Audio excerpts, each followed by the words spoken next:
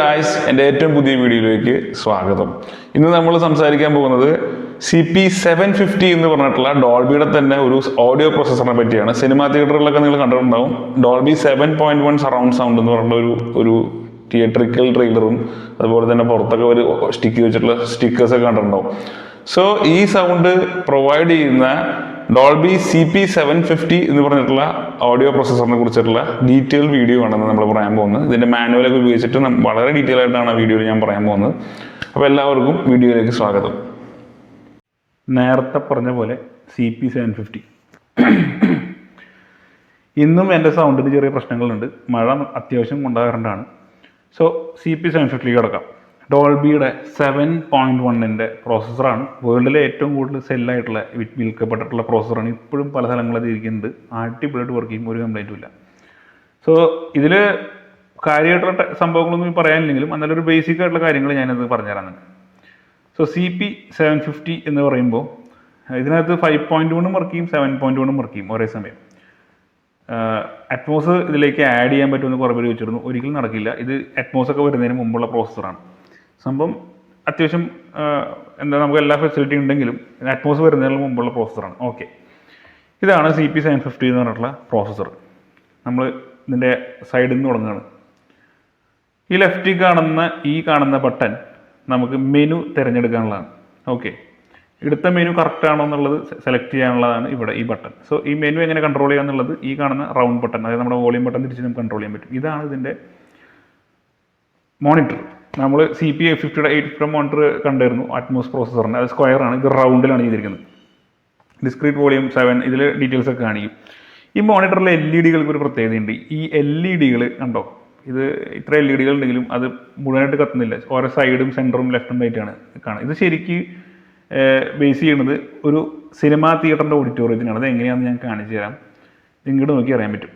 Okay, ഈ കാണുന്ന അടുത്തത് LED സെൻറ്റർ, മറ്റേത് ലെഫ്റ്റും റൈറ്റും, പിന്നെയുള്ളത് ലെഫ്റ്റ് സറൗണ്ടും റൈറ്റ് സറൗണ്ടും സബ് വൂഫറും. സോ ഇതാണ് ഇതിൻ്റെ ഈ LED കത്തുന്നതിൻ്റെ പാറ്റേൺ ഇതാണ്. Okay, so back to processor. So ഇത് ക്ലിയർ ആയെന്ന് ഞാൻ വിശ്വസിക്കുന്നു. ഇനിയുള്ളത് നമ്മുടെ ചുവന്ന ബട്ടൺ കാണുന്നത് എല്ലാവർക്കും അറിയാം, മ്യൂട്ട് ബട്ടനാണ്. ജസ്റ്റ് അമർത്തിയ സൗണ്ട് ഒറ്റയടിക്ക് കട്ടാവും. ഓണാക്കി കഴിഞ്ഞാൽ സൗണ്ട് വരും. Volume controller. ഓക്കെ, ഈ USB എന്തിനാണെന്ന് വെച്ച് കഴിഞ്ഞാൽ ഇത് സാധാരണ ടൈപ്പ് USB അല്ല. ഇത് നമ്മുടെ PC നേരിട്ട് കൊടുക്കുന്ന പ്രിൻ്ററിനെ കണക്ട് ചെയ്യുന്ന ടൈപ്പ് USB കേബിളാണ്. ഇത് എന്തിനാണെന്ന് വെച്ച് കഴിഞ്ഞാൽ നമുക്ക് ഇതുമ്പോൾ ഞെക്കാൻ താല്പര്യമില്ല. നമുക്ക് കമ്പ്യൂട്ടർ വഴി ഇതിനെ കണക്ട് ചെയ്യണമെന്നുണ്ടെങ്കിൽ ഇതിൻ്റെ സോഫ്റ്റ്വെയർ ഇൻസ്റ്റാൾ ചെയ്തിട്ടുള്ള കമ്പ്യൂട്ടർ ലാപ്ടോപ്പ് ആണെങ്കിൽ എൻ്റെ USB എടുത്ത് ഇവിടെ കണക്ട് ചെയ്ത് കഴിഞ്ഞാൽ ആക്സസ് കിട്ടും. ഇതിൻ്റെ IP അടിച്ച് കൊടുത്ത് ആക്സസ് കിട്ടും. സോ അതിന് വേണ്ടി മാത്രമുള്ള USB ആണ്.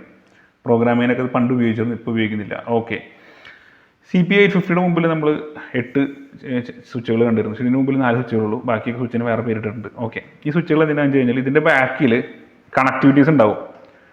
ഇപ്പോൾ ഡിജിറ്റൽ 1 ഒരു സാധനം കണക്ട് ചെയ്യും, ഡിജിറ്റൽ 2 ഒരു സാധനം കണക്ട് ചെയ്യും, 3 ഒരു സാധനം കണക്ട് ചെയ്യും, 4 സാധനം കണക്ട് ചെയ്യും. സോ ആ കണക്ട് ചെയ്ത സാധനങ്ങൾ തിരഞ്ഞെടുക്കാൻ പറ്റുന്ന സ്വിച്ച്.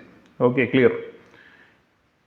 ഈ കാണുന്നത് മൾട്ടി ചാനൽ അനലോഗിൻ്റെ ഇതാണ്. അനലോഗ് സൗണ്ട് എടുക്കുന്നുണ്ടെങ്കിൽ അനലോഗിൻ്റെ ആ ഒരു സംഭവം ആക്റ്റീവ് ചെയ്യാനാണ്. ഇത് പണ്ട് കാലത്തെ ഫിലിം പ്രൊജക്ടറിലാണ് അനലോഗ് ഉണ്ടായിരുന്നത്. ഇപ്പോൾ സിനിമയിലൊക്കെ ഡിജിറ്റൽ സൗണ്ടാണ് വരുന്നത്. സോ അനലോഗിൻ്റെ ആവശ്യം വരുന്നില്ല.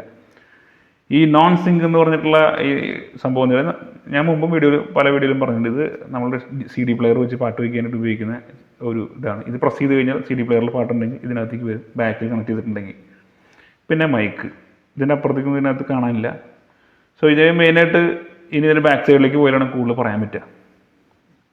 സോ ബാക്ക് സൈഡിലേക്ക് പോകാം. ബാക്ക് സൈഡ് എങ്ങനെ ഇരിക്കും നമുക്ക് കണ്ടറിയാം. സോ പിൻ നമ്പർ കാഴ്ചകളിലേക്ക്. ഓക്കെ, ഒരു സൈഡിൽ നിന്ന് തുടങ്ങുകയാണ്. ഫസ്റ്റ് കാണുന്നത് നമ്മുടെ പവർ സോക്കറ്റിൻ്റെ സംഭവമാണ്. സോ ഇവിടെ പവർ കണക്ട് ചെയ്യുക. ദെൻ ബാക്കപ്പ് പവറിന് ഒരു പോർട്ട് വന്നിട്ടുണ്ട്. പിന്നെ ഏതൊരു ടാക്ക് ലിങ്ക് എന്ന് പറഞ്ഞ ലിങ്ക് സാധനം വന്നിട്ടുണ്ട്. ഇത് ആക്സസ് ചെയ്യാൻ ഞാൻ മറ്റേ മുമ്പത്തെ വീഡിയോയിൽ പറഞ്ഞ പോലെ ഇതും നമുക്ക് ഓട്ടോമേഷനിൽ വർക്ക് ചെയ്യാൻ പറ്റും.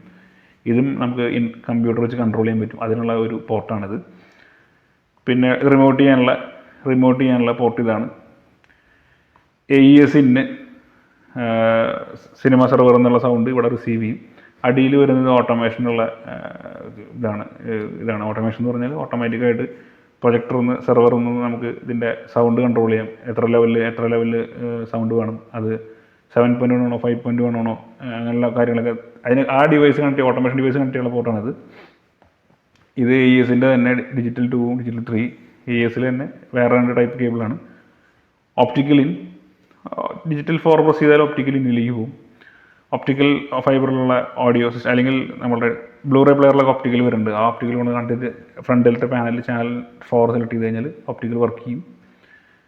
As usual input left and right. ഇത് എന്തിന് ഇൻപുട്ടാണെന്ന് വെച്ചാൽ DVD പ്ലെയർ ഒന്ന് നേരിട്ടിട്ട് നമുക്ക് RCA കേബിൾ വഴി പാട്ട് വയ്ക്കാനുള്ള ഇൻപുട്ടാണത്. കണക്ട് ചെയ്ത് കഴിഞ്ഞാൽ അതിനുള്ള പാട്ട് ഇതിനകത്ത് വരും. ഔട്ട്പുട്ട് എന്തിനാണ് ഔട്ട്പുട്ട് എന്ന് ചോദിച്ചു കഴിഞ്ഞാൽ നമുക്ക് ഓഡിയോ മോണിറ്റർ ഇല്ല. ഒരു ഓഡിയോ മോണിറ്റർ വയ്ക്കണമെന്നുണ്ടെങ്കിൽ ഇവിടെ നിന്ന് 2 ചാനൽ ഔട്ട് എടുക്കാൻ പറ്റും.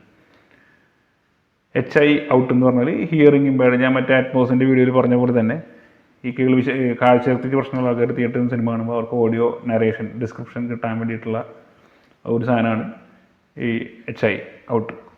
പിന്നെ വരുന്നത് മൈക്കാണ്.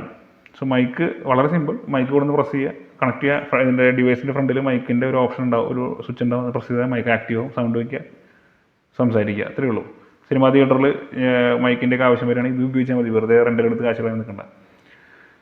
ഓക്കെ, ഇത് മെയിൻ ഓഡിയോ ഔട്ട്പുട്ടാണ്. 7.1 വരെ ഔട്ട് കിട്ടും. ഇത് മൾട്ടി ചാനൽ അനലോഗ് ഇൻപുട്ടാണ്. സോ മൾട്ടി ചാനൽ അനലോഗ് നമ്മളിപ്പോൾ ചെയ്യുന്നില്ല. ഫിലിം റൈറ്ററിൻ്റെ സമയത്തുള്ള സംഭവമാണ്, ഇപ്പോൾ ആരും ചെയ്യുന്നില്ല. സോ ഇത്ര മാത്രമാണ് ഇതിൻ്റെ ബാക്കിലുള്ളത്. കാര്യമായിട്ട് ഇതിനകത്ത് ഒന്നും പറയാനില്ല, എടുത്ത് പറയാനില്ല. സോ സംഭവം നിങ്ങൾക്ക് ഇഷ്ടപ്പെട്ടു എന്ന് ഞാൻ വിചാരിക്കുന്നു. അടുത്തൊരു ഡിവൈസിനെ നമുക്ക് കൂടുതൽ ഡീറ്റെയിൽസുമായിട്ട് പിന്നെ ഒരു വീഡിയോയിൽ കാണാം. അതുവരെയും എല്ലാവർക്കും എൻ്റെ ചങ്ക് ബ്രോസിനൊക്കെ ബൈ. കഴിഞ്ഞ വീഡിയോയ്ക്ക് നല്ല റെസ്പോൺസ് ഉണ്ടായിരുന്നു. പലരും കുറേ സംശയങ്ങളൊക്കെ വിളിച്ചു വെച്ചിരുന്നു. സംശയം ചോദിക്കാൻ നിങ്ങൾ മടിക്കേണ്ട. നിങ്ങൾ കളിയാക്കണ രീതിയിലൊന്നും ഞാൻ മറുപടി പറയില്ല. കാരണം നിങ്ങൾക്ക് അറിയാത്ത കാര്യമാണ് നിങ്ങൾ ചോദിക്കണമെന്നുള്ള പൂർണ്ണ ബോധത്തോടുകൂടിയാണ് നിങ്ങൾക്ക് ഞാൻ മറുപടി തരുന്നത്. പല സിനിമാ തിയേറ്ററിലെ ഓപ്പറേറ്റർമാരും എന്നെ വിളിക്കുമ്പോൾ അവർ ഒരു മടിയോടുകൂടിയാണ് സമീപിക്കുന്നത്. കാരണം ഞാനൊരു ഓപ്പറേറ്ററാണല്ലോ. അപ്പോൾ അയാൾക്ക് ചോദിക്കുമ്പോൾ ഞാനതിൽ വിചാരിക്കും ഒരിക്കലുമില്ല. ഓഡിയോ വീഡിയോ എഞ്ചിനീയറിംഗ് എന്ന് പറഞ്ഞാൽ സിനിമ ഓപ്പറേഷൻ തമ്മിൽ ഭയങ്കര വ്യത്യാസമുണ്ട്. സോ നിങ്ങൾക്ക് നിങ്ങളുടെ എന്ത് സംശയം ചോദിക്കാം, എനിക്ക് അറിയാവുന്ന കാര്യമാണ് ഞാൻ പറഞ്ഞുതരും. അടുത്തൊരു വീഡിയോയിൽ കാണാം.